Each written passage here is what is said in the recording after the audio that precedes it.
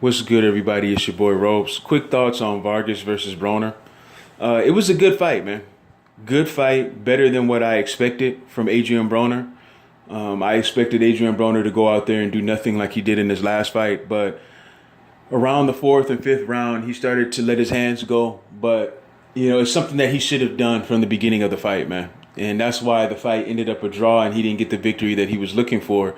And if you ask me, okay, if I have to pick a winner for this fight, because I do think it was a draw, but if I had to pick a winner, it would be Vargas, man, because Vargas' activity and his sense of urgency was just more than Adrian Broner. Adrian Broner just didn't do enough.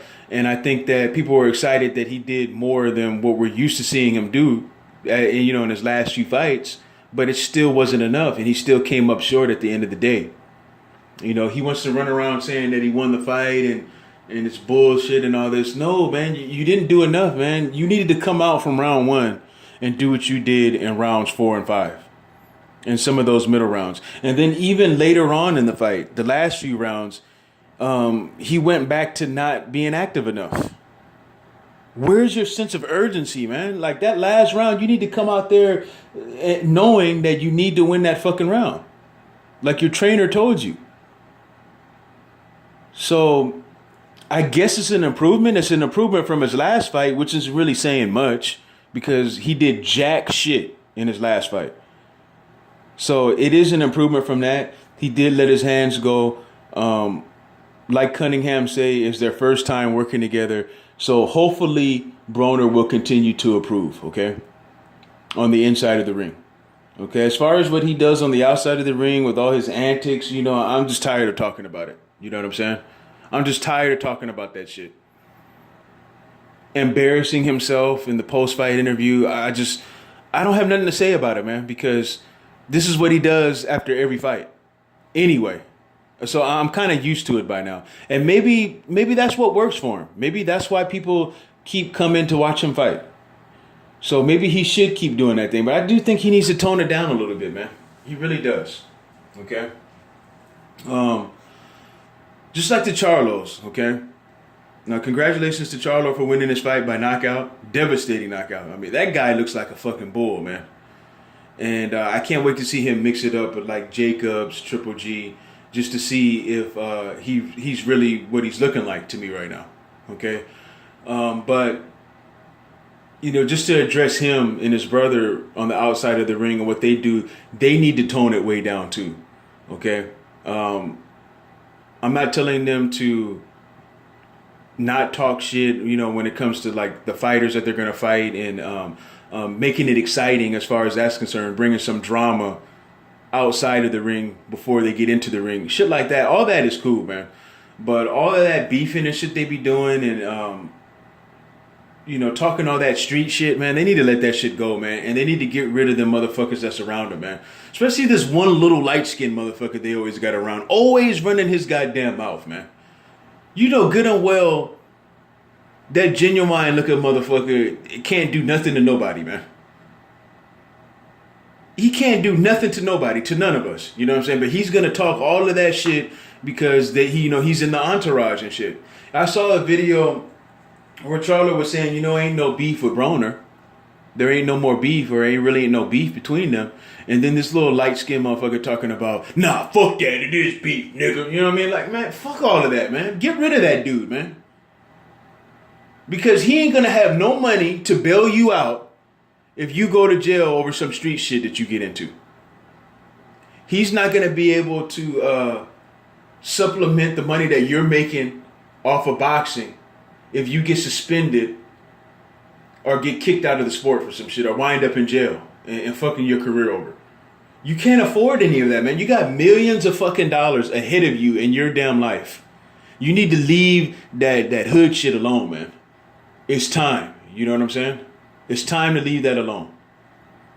There's no need for it, man. This is why I respect Errol Spence, because Errol Spence is trying to let him know, like, there's no need to be beefing with each other and all that because there's so many people already against them as it is. There's so many people against Errol Spence. People already don't like the Charlos. People don't like Terrence Crawford. They don't like AB, which, you know, AB probably has a lot to do with that. They didn't like Floyd. They didn't like Andre Ward. You know, and we all know why, man. All of these fighters have something in common. You know, and I don't have to say what it is because we all know already. And it's just, is it a coincidence that these guys get so much hate? Is it a coincidence? I don't think so.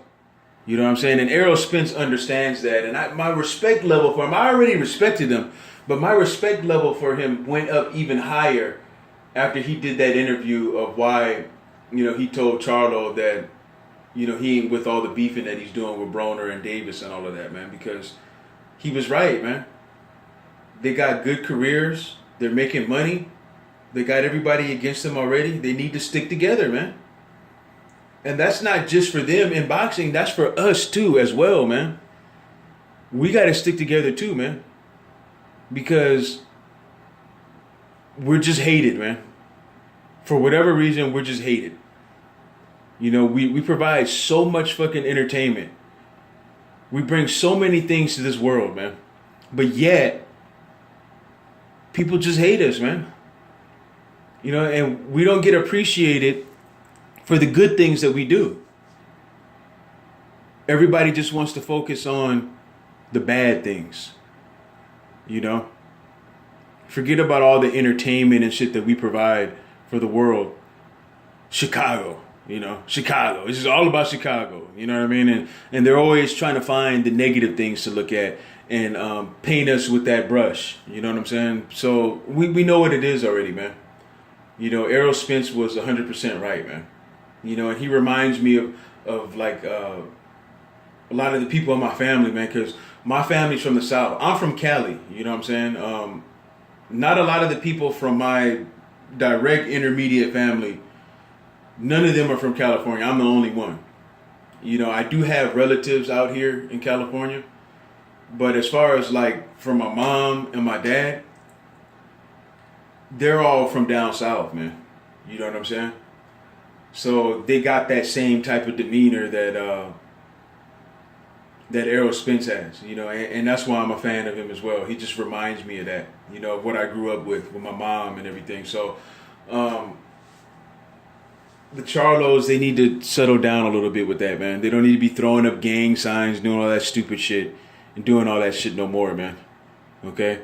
You guys have careers where you can make more money than most people will ever see in their entire fucking life. Okay? Cherish that and let that hood shit go, man. And get rid of them loudmouth motherfuckers that you got with you. You know what I'm saying? And if you don't want to get rid of them, keep them in their place, man. You know, it's just like when Jacobs ran up on Charlo. When he caught him, you know, doing the interview and shit. A fight broke out because somebody in his entourage wanted to act a damn fool. You know what I'm saying? Now, if you're a boss, Charlo, if you're a boss, you need to boss up on your motherfucking entourage and tell them to knock off that shit because they're going to cost you money, man. And they're not going to be able to put the type of money in your pocket that you're putting in your own pocket. They're not going to be able to do that for you.